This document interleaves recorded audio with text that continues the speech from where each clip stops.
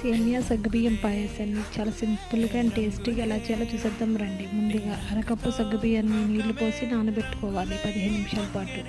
ఒక స్టవ్ మీద ఒక కడాయి పెట్టుకొని 2 టేబుల్ స్పూన్ నెయ్యి వేసుకుని వేడెక్కిన తర్వాత మీకు నచ్చిన డ్రై ఫ్రూట్స్ వేసుకుని దోరగా మాడిపోకుండా వేయించుకోవాలి. మళ్ళీ అదే ప్యాన్లోకి ఒక కప్పు సేమియాను వేసుకుని దోరగా మీడియం ఫ్లేమ్లో వేయించుకుని పక్కన పెట్టుకోవాలి.